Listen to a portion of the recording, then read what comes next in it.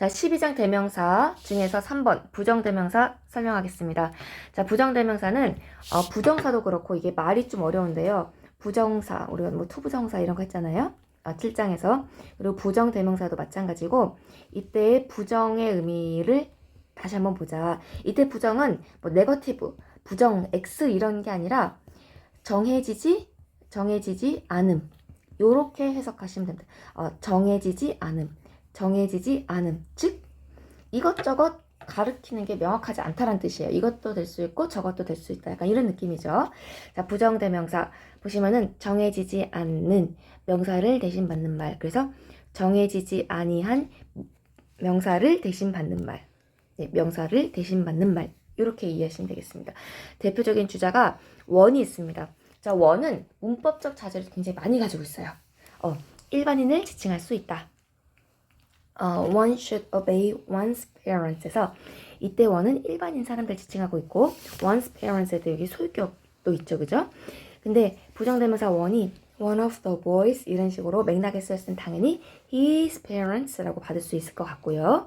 그래서 one of the girls 하면은 당연히 her parents에서 이제 성별을 알 수 있을 때 소유격 이렇게 각각 쓸 수 있는 거. 자, 우리가 보통 a 플러스 명사를 원으로 받는다 라고 아마 봤을 겁니다. My watch is out of order. 내 시계가 고장났다. 하나 사야겠어. 이럴 때는 a watch를 받기 때문에 원으로 받는다. He gave me a watch, but I have lost it. 이때 it은 여기 있는 the watch를 받는 거겠죠. 그래서 여러분 원과 it을 받는 것을 중등부 때 이제 중등부 저항할 때 이제 배우잖아요. 원은 여러분 동일 종류인데 서로 정해지지 않은 것이에요. 그래서 부정대명사예요. 정해지지 아니한 명사를 대신 받는 말. it은 뭐냐면은 딱 같은 거예요. 그리고 서로 아는 것, 정해진 것. 사실 it은 우리가 인칭 대명사에서 우리가 배웠잖아요. 인칭 대명사 1인칭, 2인칭, 3인칭, 3인칭이잖아요. 그죠?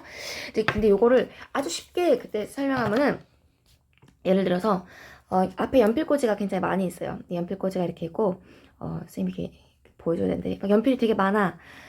야, 아무거나 하나만 쓰면 돼. 펜 좀 줄래? Give me one 이렇게 얘기하죠. 그쵸? 하나 아무거나 줘. 요거 줘. 빨간 펜 줘도 되고 파란 펜 줘도 되는 거예요. 그죠? 근데 만약에 give it to me 쌤한테 그것 좀 줄래? 그것 하면은 이 아이랑 나랑 서로 아는 거예요. 어떤 거냐면은 여기 무지개 펜 여기 있는 무지개 펜 선생님이 늘 항상 쓰시는 것 이거 달라는 거죠. 그죠?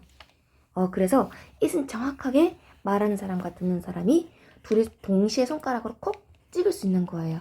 원은 무엇입니까? 이거일지 요거일지 정해지지 않았다. 이렇게 이해하시면 되겠죠.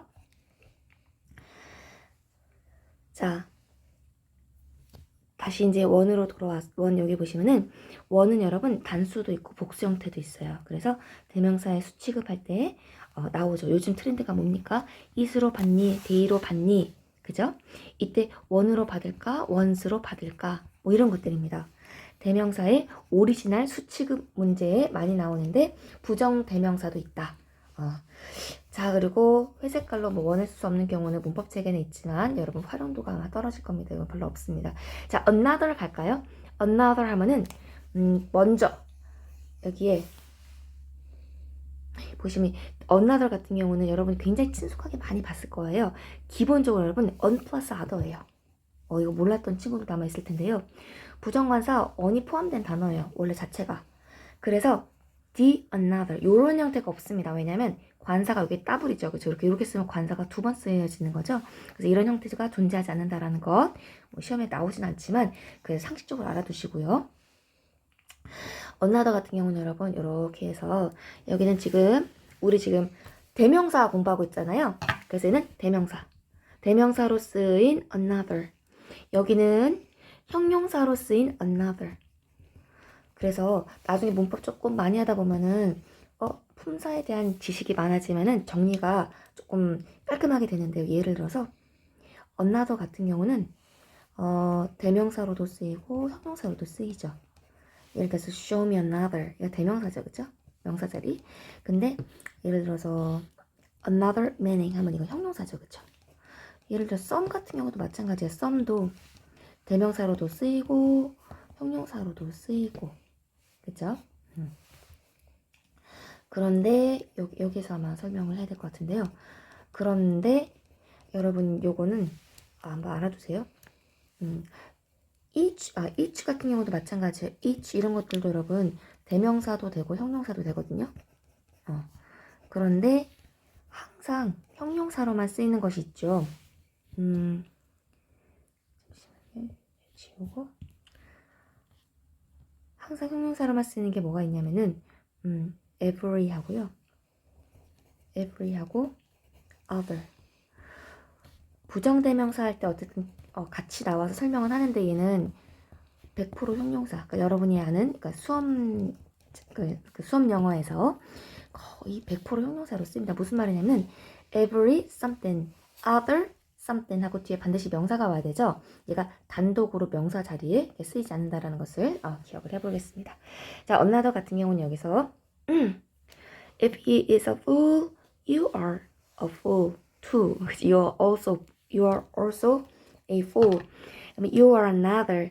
너도 또 다른 바보이다. 사실 그래서 너도 바보야 이런 뜻이잖아요. 그럼 같은 사람 같은 것이라고 해석이 되죠. 근데 해석상으로만 보면은 완전히 다른 것 같잖아요. 그쵸? 근데 그렇진 않죠. I don't like this.